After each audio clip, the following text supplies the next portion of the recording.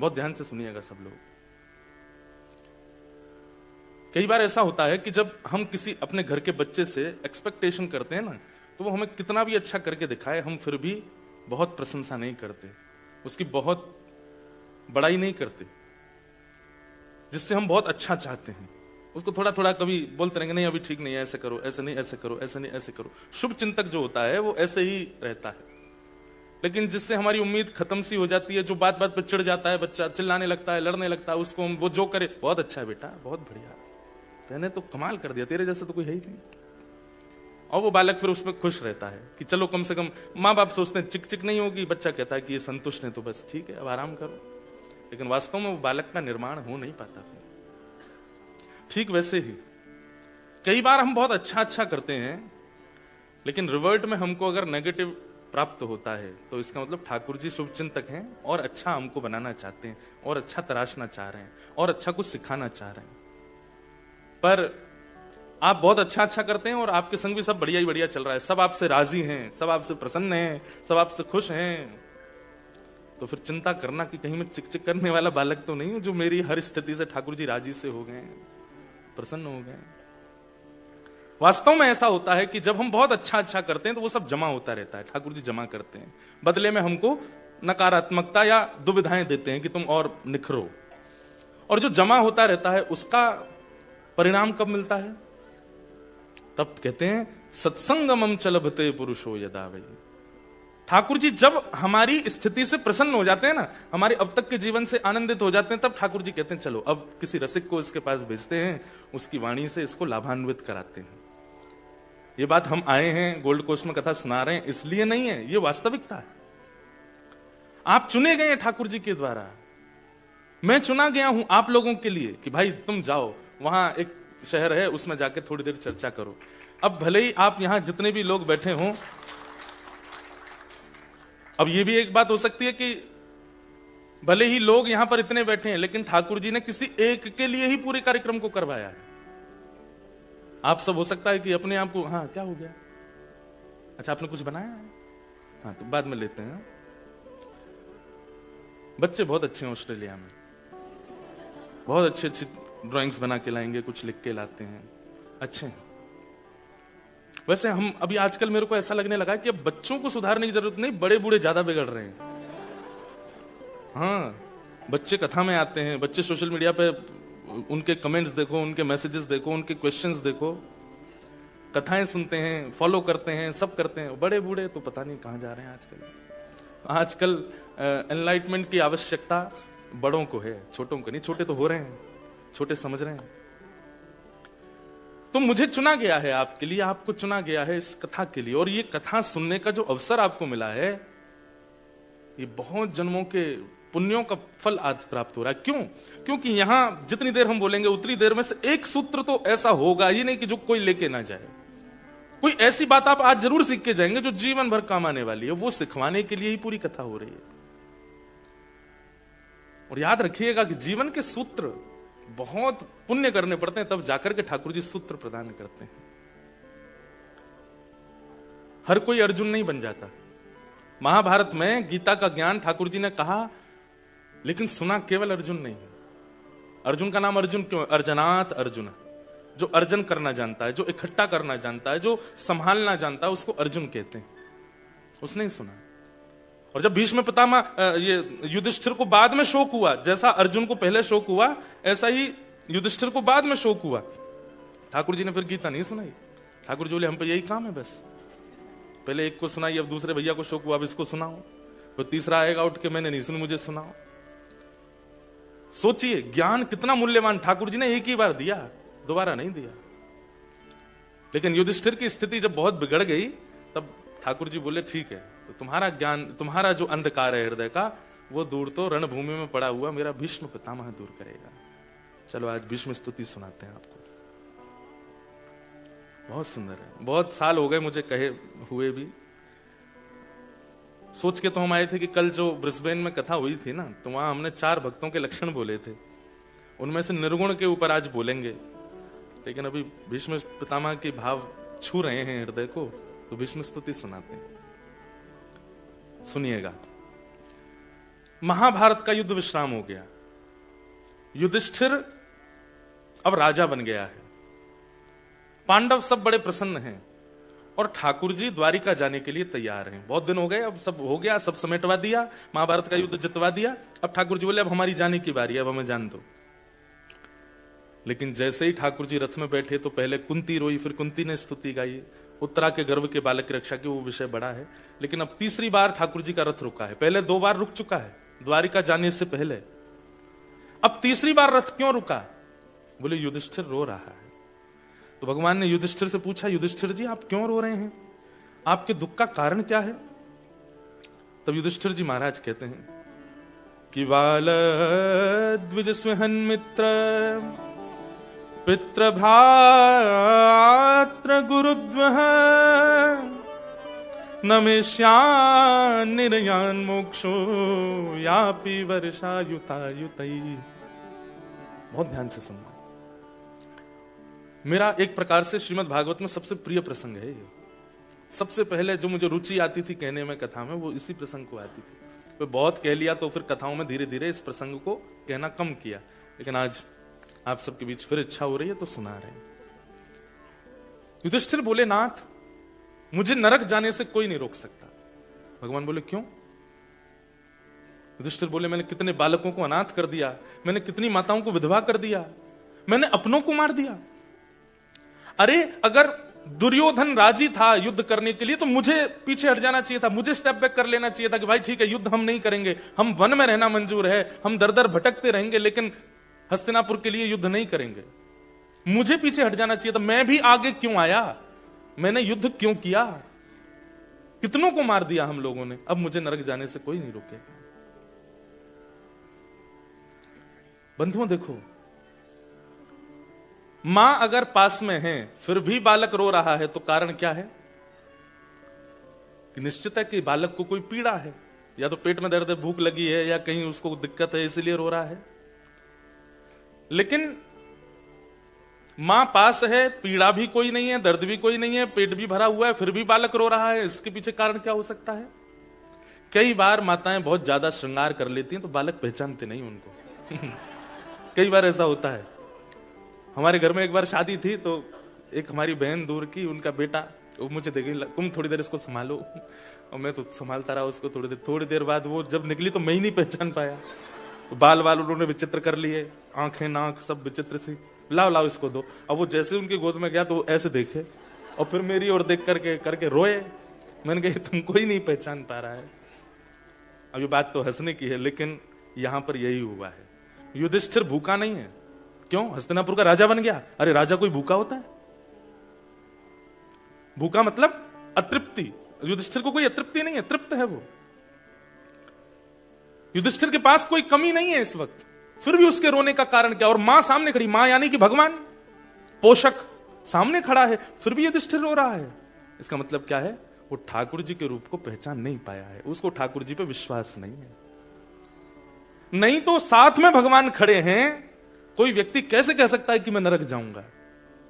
अरे हम लोग तिलक लगा लेते हैं, कथा सुन लेते हैं, एक आध बार तीर्थ यात्रा कर आते हैं तो हम लोग तृप्त हो जाते हैं, गंगा स्नान कर लिया तो अब तो मुक्ति है हमारी निश्चित।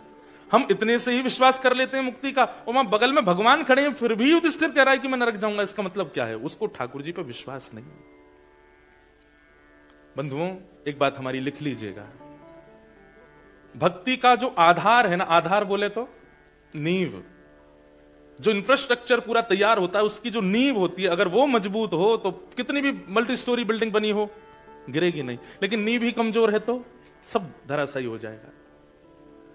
भक्ति आप कितनी भी कर लो, नाम जप आप कितना भी कर लो, एकादशी व्रत कितने भी कर लो, तीर्थ यात्राएं कितनी भी कर लो, लेकिन आपकी नींव, भक्ति की नींव क्या है? विश्वास यदि डगमगाया हुआ है तो आप कितना भी कुछ कर लो, कोई फायदा नहीं है।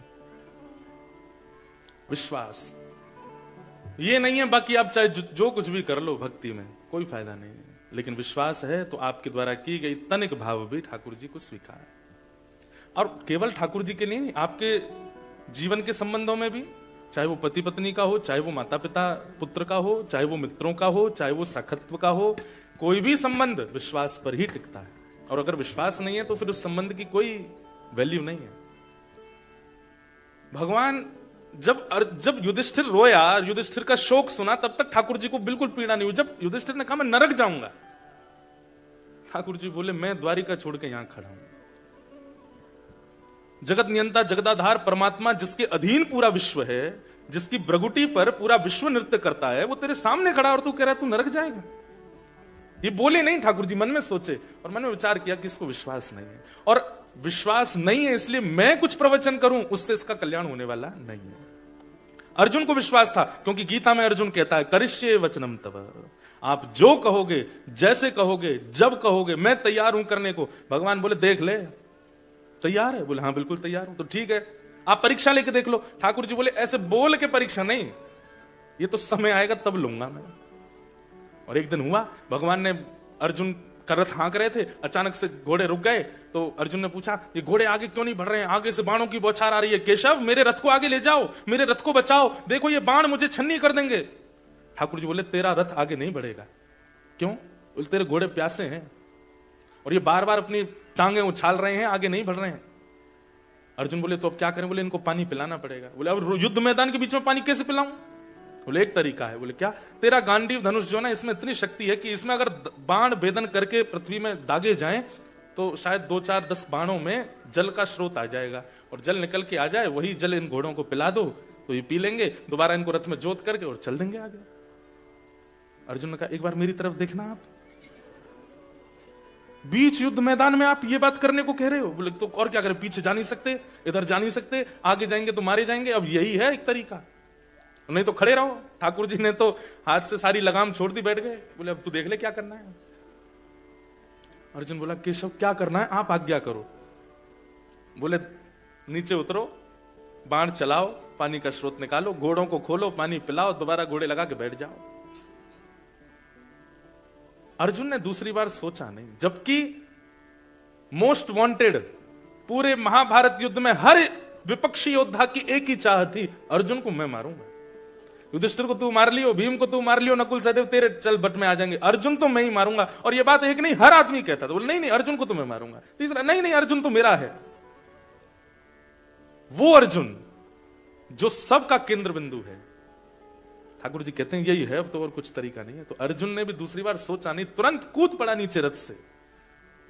जैसे ही बाण निकाल करके धनुष पर दाग करके पृथ्वी में भेदन करने लगा, जल का स्रोत निकाला, घोड़े खोल करके जल पिलाने लगा। इतने में ही ठाकुर जी समझ गए अब अर्जुन तुझे कोई नहीं रोक सकता युद्ध जीतने से, क्योंकि तेरा विश्वास अटल है मुझ पर, तू मेरी कही बात पर दूसरा विचार नहीं करता। और फिर ठाकुर जी ने उसकी रक्षा की। कैसे? जब अर्जुन घोड़ों को पानी पिला के दोबारा रथ में लगा रहा था, तो अर्जुन ने विचार किया ये कौरव सब सो गए हैं क्या? इनको दिखा नहीं कि मैं नीचे उतर आया हूं? इनको पता, एक बाण भी नहीं लगा मुझे अभी तक। घोड़े बांधते जा रहा है और पीछे मुड़कर के जैसे ही कौरवों की तरफ देखा तो सब कौरव धनुष बाण ऐसे लिए, आंख खुली, मुख खुला हुआ है और बिल्कुल जैसे मूर्तिमंत स्टैचू की तरह खड़े हैं, और सब देख अर्जुन को ही रहे हैं। अर्जुन बोला ये कैसी लीला है? और अब जाकर के जब अर्जुन ने अपने रथ के ऊपर बैठे हुए सारथी श्री कृष्ण को देखा, तो ठाकुर जी अभी तक तो द्वारिकाधीश बने बैठे थे, लेकिन अब मदन मोहन श्री वृंदावन चंद बनकर के जैसे ही खड़े हुए, ललित त्रिभंगी स्वरूप धारण किया था ठाकुर जी ने। इतने सुंदर लग रहे थे, इतने सुंदर लग रहे थे कि सारे कौरव अर्जुन को भूल गए, ठाकुर जी को देखने लगे, उनमें ही मोहित हो गए। अपनी ओर आकर्षित कर लिया सबको कि अर्जुन इतनी देर में सब काम कर ले। यह है विश्वास का प्रतिफल।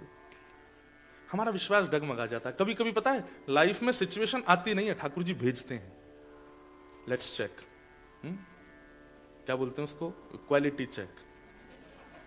ठाकुर जी क्वालिटी चेक करते हैं कि देखें तो घड़ा कच्चा है कि पक्का, और जैसे ही उसमें आप पैनिक कर बैठते हो, ठाकुर जी बोले गया काम से, इसका तिलक लगाना, नाम जप करना सब व्यर्थ हो गया। विश्वास ही नहीं है इसको। विश्वास चाहे जो हो जाए बंधुओं, हम तो कह दें तो बुरा नहीं मानना, पैर अलग हो जाए शरीर से, हाथ निकल के बाहर आ जाएं, फिर भी विश्वास मत छोड़िएगा ठाकुर जी को। ये बात तो वो है जो मैं बोल सकता हूं, इससे भी कुछ और ज्यादा अनुभव करेंगे उसके बाद कि ठाकुर जी विश्वास का प्रतिफल कैसे देते हैं। गुरु के प्रति, नाम के प्रति, कथा के प्रति और ठाकुर जी के प्रति, ठाकुर जी के जनों के प्रति विश्वास करो, भरोसा। तो युधिष्ठिर को जब भगवान ने देखा कि इसका विश्वास डगमगा रहा है, ठाकुर जी बोले अब मैं इसको ज्ञान नहीं दूंगा। और जहां ठाकुर जी अपने आप को फेल समझ लेते हैं, वैसे तो वो कभी होते नहीं, लेकिन फिर भी हमारे श्री स्वामी हरदास जी महाराज का एक पद है, हे हरि मो सोना बिगाड़न को तो सोना संभारन को, मो सोना बिगाड़न को तो सोना संभारन को। हे हरि, अब देखो आज तक जितनी भी कथाएं हुई ना अभी ऑस्ट्रेलिया में, सब जगह हमारे ग्रंथ और पदों की किताब संग चल रही थी। वहां मुझे पद याद नहीं आ रहे थे, यहाँ सब ये भूल आए हैं तो अब सब याद आ रहे हैं। अब केलीमाल जी वहीं रखी हैं, उसमें ये पद है। आपके पास है ये वाला पद? लाओ लाओ जल्दी दो, बहुत अच्छा पद है। स्वामी श्री हरदास जी कह रहे हैं ठाकुर जी एक कंपटीशन चल रहा है, किसमें? बोले हम में और आप में। हम बिगाड़ने में पीछे नहीं हट रहे और आप संभालने में पीछे नहीं हट रहे हैं। ये कंपटीशन चल रहा है हमारा आपका। बताओ कौन जीता? बताइए लास्ट में कौन जीता? हम आपसे पूछ रहे कौन जीता? कौन जीते? ठाकुर जी? अरे नहीं, हरिदास जी तो पद गा रहे हैं।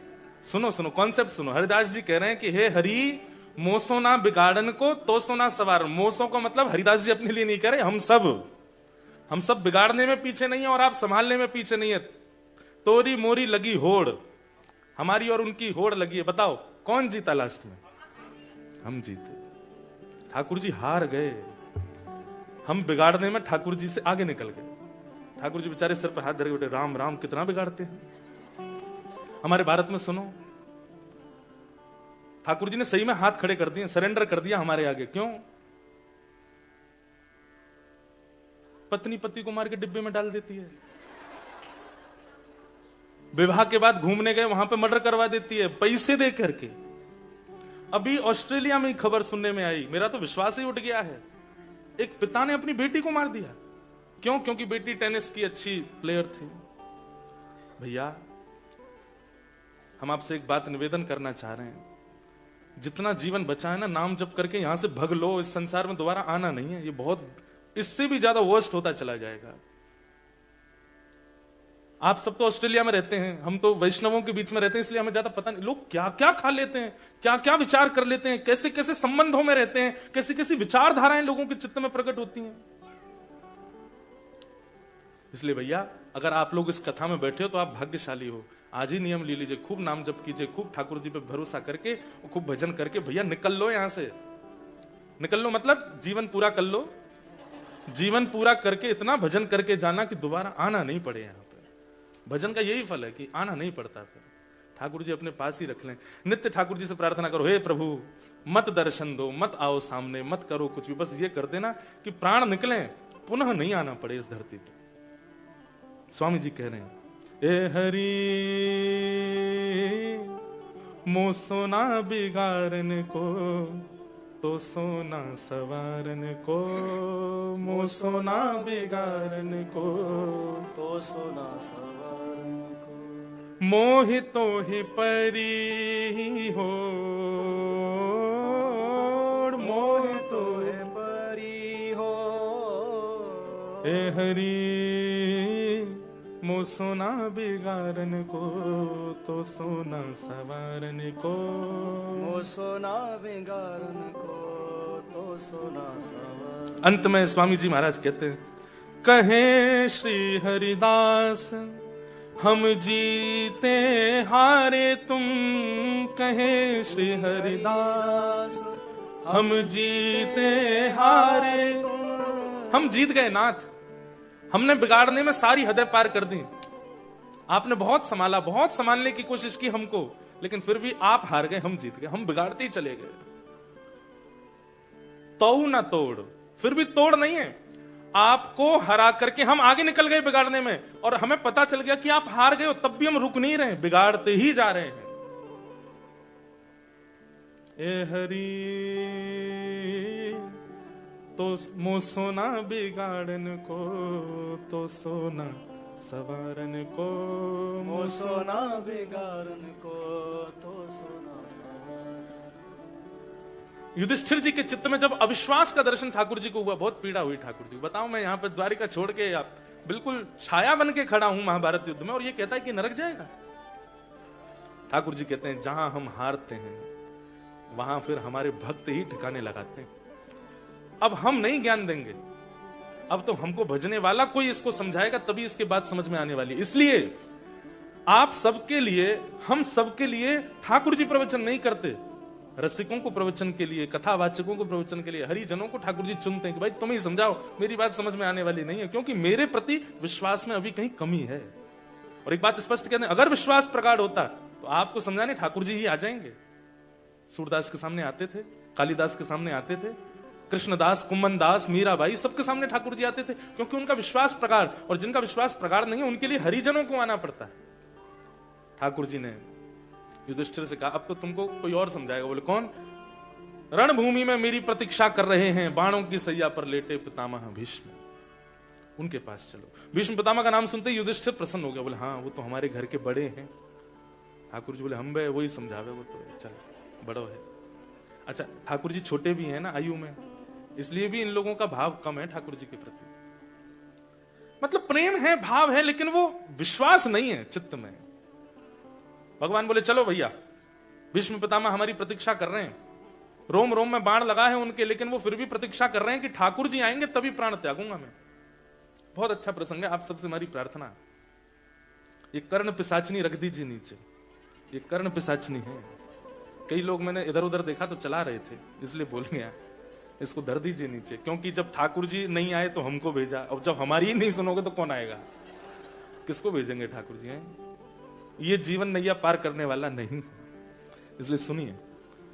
भगवान बोले चलिए भीष्म पितामह के पास, और भगवान युधिष्ठिर आदि पांडवों को लेकर के निकल पड़े हैं रणभूमि की ओर, जहां बाणों की सैया पर लेटे हैं पितामह भीष्म।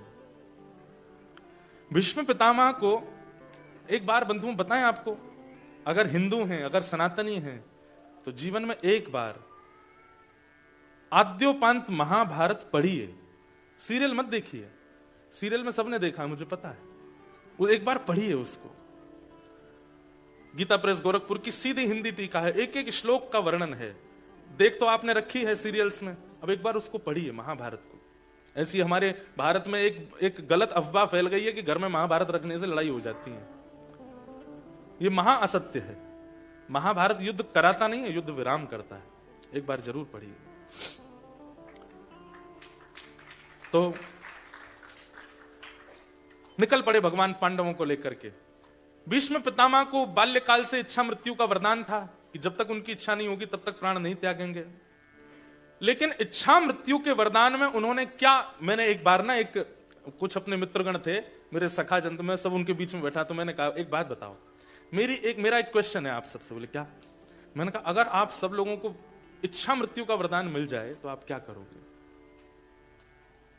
इच्छा मृत्यु मतलब जैसे चाहो वैसे मृत्यु को प्राप्त करो, तो आप क्या करोगे? तो किसी ने कहा मैं तो स्विट्जरलैंड में पहाड़ों की वादियां देखते देखते प्राण त्यागूंगा।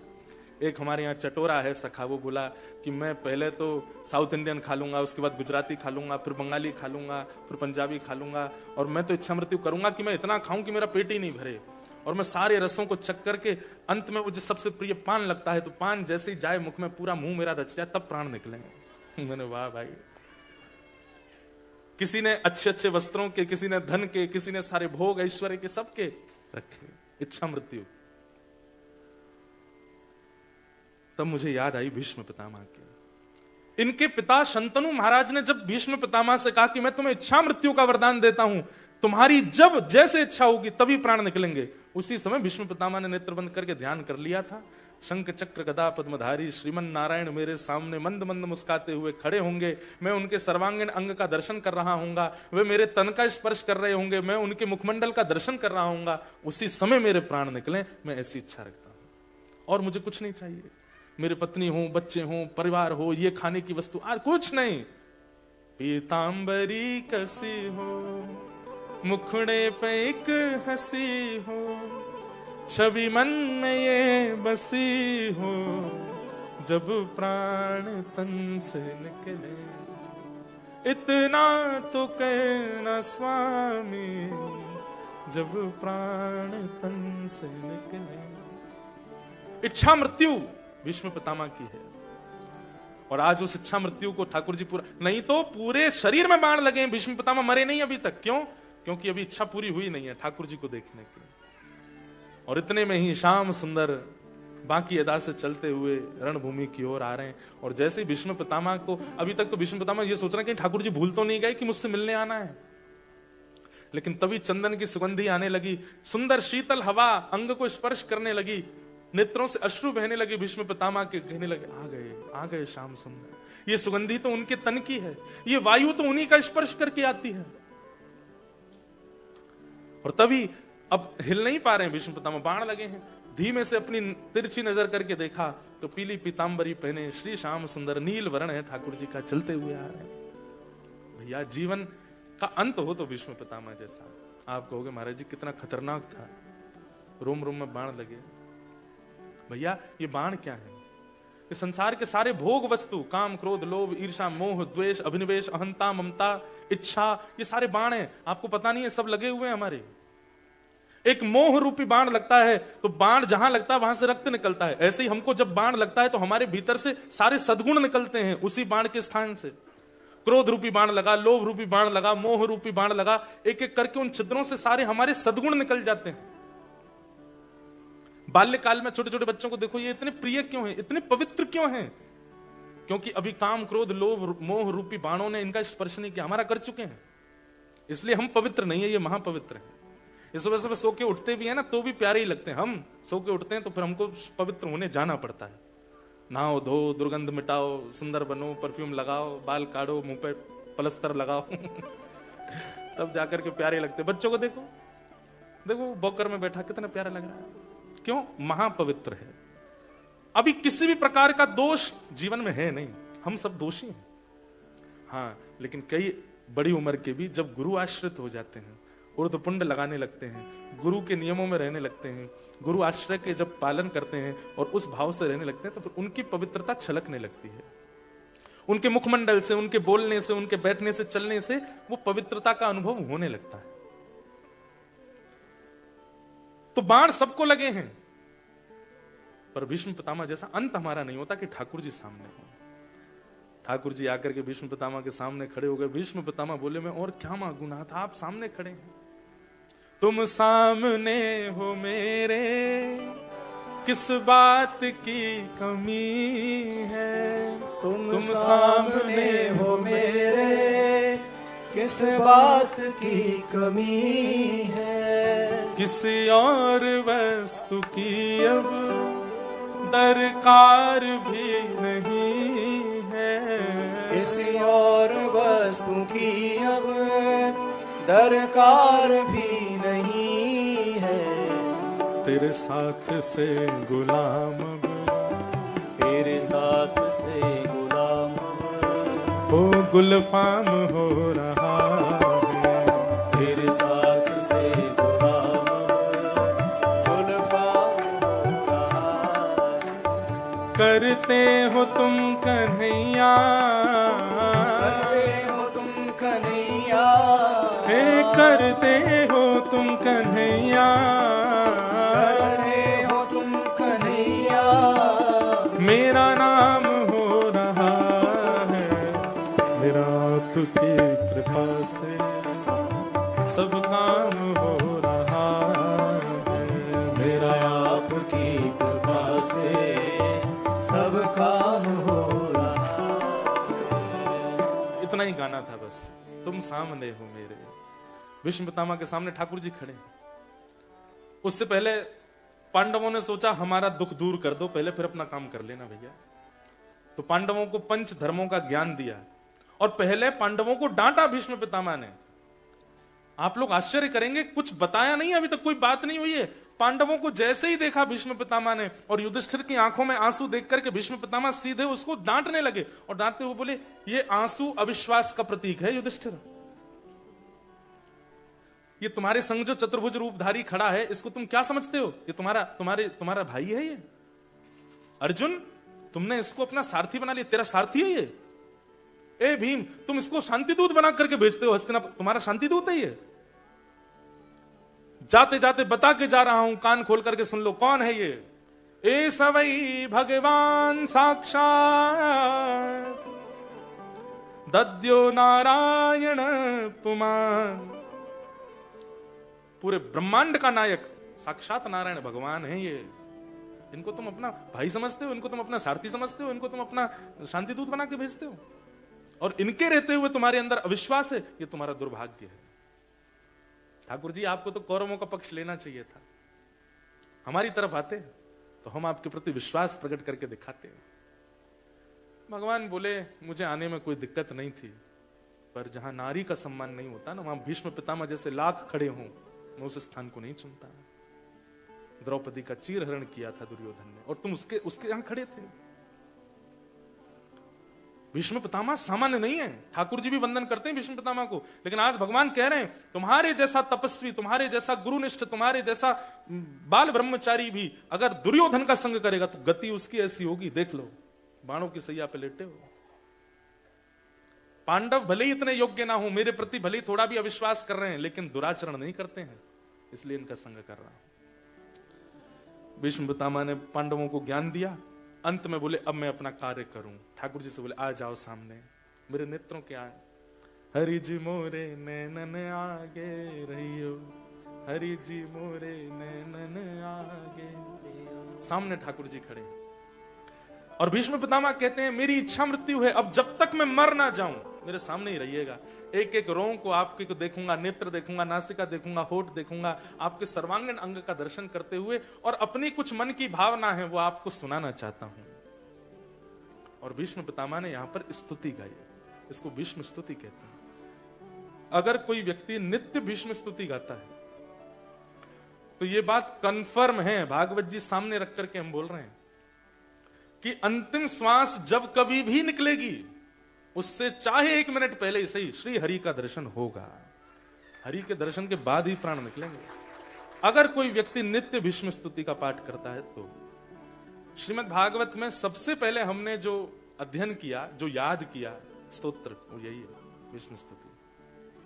भीष्म पितामह गा रहे हैं, पूरी तो नहीं गाऊंगा, पर 2-3 श्लोक गा के फिर उनकी व्याख्या करेंगे और फिर कथा को विश्राम देंगे। बहुत अच्छा है, इसमें ब्रज का भाव भी आएगा। श्री भीष्म उवाच इतमतिरूपकल्पिता वितृष्णा भगवत सात्वत पुंगवे विभुम्ने स्वसुखमुपगते क्वचिद् विहर्तुं प्रकृतिमुपेयुषि यद्भव प्रवाह त्रिभुवनकमनं तमालवर्णं रविकरगौरवराम्बरं दधाने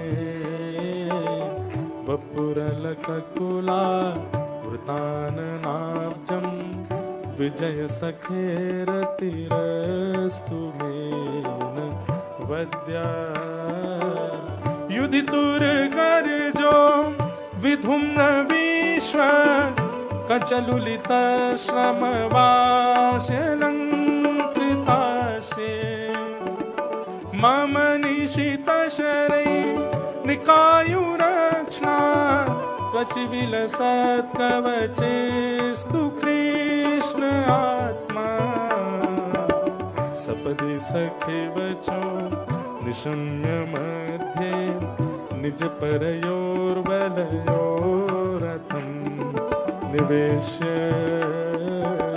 स्थितवती परशै निकायुरक्षणा हतवती पार्थ सखेरत ममास्तु।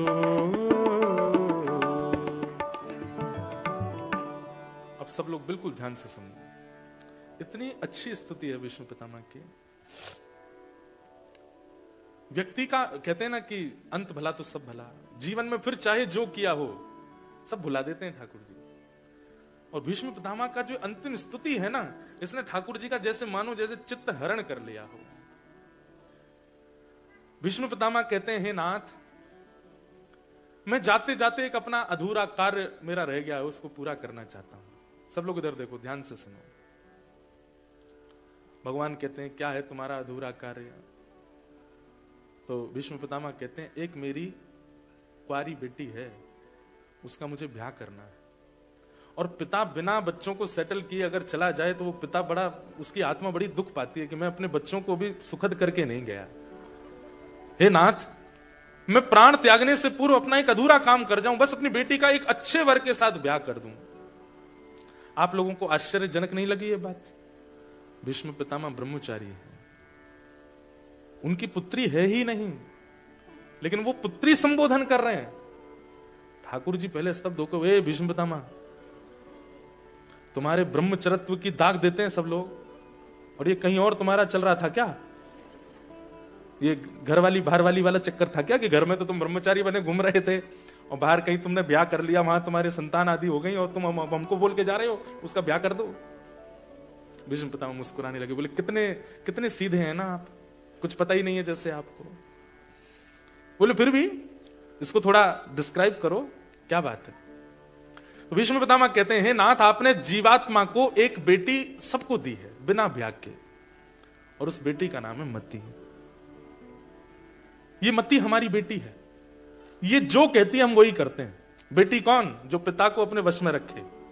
मुझे ये पहनना है तो पिता की थोड़ी प्यारी होती है, पिता अच्छा ले पहन ले, मुझे यहां जाना है ले चलिए, मुझे ऑस्ट्रेलिया में पढ़ना है ले पढ़ ले तू। अभी मैं जब आया ना यहाँ पे जिस फ्लाइट में इंडिया से, तो उसमें एक बेटी आई अपने पिता के साथ। अब उसका एक्सेंट ऐसा था, मुझे लगा वो ऑस्ट्रेलिया की होगी। बात कर रही थी, आप फेमस है ना, मुझे आपके संग फोटो खिंचानी, में लोग खिंचा। तो एक्सेंट देख करके तो लग रहा था कि वो यहीं की होगी। तो फिर मैंने पूछा, आप यहीं रहते हो? नहीं नहीं, मैं पढ़ने आई हूं, पहली बार ही आई हूं। मैंने, वाह, पिताजी महाराज संग में थे। तो फिर मेरे मन में ऐसे भाव आया कि पिता क्या नहीं करता अपने बच्चों के लिए, सब करता है, उसकी इच्छा होती है, और बेटी के लिए तो विशेष रूप से। और जहां कहीं ये पुत्रियों के प्रति जो दुर्भावना पिताओं में आ जाती है, वो पिता है ही नहीं। उनको पिता का मतलब रक्षक होता है, वो राक्षस है उनके प्रति। तो वैसे तो फिर वो हिरण्यकश्यप वाली कैटेगरी के भी तो आ जाते हैं कहीं कहीं पे, जो प्रहलाद जी को ही मारने तुले रहते थे। तो सुनिएगा, तो भीष्म पितामह बोले कि मेरी आपने हर इंसान को एक बिना ब्याह की बेटी दी है, उसका नाम है मति। जैसे बेटी अपनी इच्छा पूरी पिता से कराती है, ऐसे ही ये मति भी हमको अपने वश में रखती है। चलो आज गोल्ड कोस्ट में कथा हो रही है, सुनने चलें? तो मति क्या कहती है, वर्किंग डे है, दिन भर काम करके आए, क्या करना चाहिए, चाय पियो, बढ़िया पड़े रहो बिस्तर में, क्या करना है, क्यों जाना है? मति की इच्छा होती है तो ही हम क्रिया करते हैं। अगर मति नहीं होती तो उस क्रिया में जाकर के भी हम लोग ऐसे बैठे रहेंगे जैसे कितना प्रेशर है, हम तो भोजन करने आए थे, जल्दी कथा पूरी हो, प्रसाद लें, निकलते बने यहां से। तो मति इस सबको अपने वश में रखती है। इसकी इच्छा हो तो हम जाते हैं, इसकी इच्छा हो तो हम खाते हैं, इसकी इच्छा हो तो हम पहनते हैं, इसकी इच्छा हो तो हम सब क्रिया करते हैं। नाथ ये जब तक कुंवारी रहती है ना, ये तब तक पिता को नचाती रहती है, लेकिन जैसे ही इसका ब्याह होता है, इसके जीवन में जब पति आ जाते हैं बेटी के जीवन में, तो फिर ये पिता को परेशान नहीं करती, फिर ये पति के अधीन हो जाती है। फिर ये पति जो चाहता है वैसा करती है। हे नाथ, हम सबकी मति कुंवारी है, और इस कुंवारी मति के एकमात्र पति आप हैं। अगर आप इसका वर्ण कर लेंगे तो ये आपके अधीन हो जाएगी, और मति अगर आपके अधीन हो गई तो हमारा जीवन सफल हो जाएगा नाथ। इसलिए मेरा ये अधूरा काम मृत्यु से पहले पूरा कर दीजिए। समझ में आई बात की? यूं ही टप टप बजा दी ताली, आई ना? भीष्म पितामह कह रहे हैं, मृत्यु से पहले नाथ मेरी इस मति को आप स्वीकार कर लीजिए, इससे ब्याह कर लीजिए, आप इसको अपने अधीन कर लीजिए। भगवान बोले, हमसे ही क्यों ब्याह कराना है, बहुत अच्छे अच्छे वर हैं दुनिया में, किसी और से ब्याह करा दो। तो भीष्म पितामह कहते हैं, आपसे बढ़िया कौन मिलेगा? त्रिभुवन कमनम तमाल वर्णम रविकर गौरवराम्बरम दधाने। अरे ऐसो चटक मटक सो ठाकुर, तीनों लोकन हूं मैं ना। ऐसो चटक मटक सो ठाकुर, तीनों लोकन हूं मैं ना। हमारा आज गाने का मन कम कर रहा है, एक दो लाइन गा के हमारा यूं होता है, कथा तो कहते हैं, अब ऐसे लेट हो गए बहुत। लोकन हूं मैं नाए, तीनों लोकन हूं मैं नाए, हाँ लोकन हूं मैं नाए, तीनों लोकन हूं मैं नाए। ऐसो चटक मटक सो ठाकुर, तीनों लोकन हूं मैं नाए। ओ ऐसो चटक मटक सो ठाकुर, तीनों लोकन हूं मैं नाए। भीष्म पितामह कह रहे हैं आपसे प्यारा कौन है ठाकुर जी इस संसार में जिसको मैं अपनी पत्नी बेटी दूं? मेरी बेटी तो आपसे ही ब्याह करेगी। ठाकुर जी बोले केवल सुंदरता नहीं देखनी चाहिए, होने वाले दामाद में केवल सुंदरता है और कर दिया ब्याह, पता चली बुद्धि गुड़गोबर है पूरी।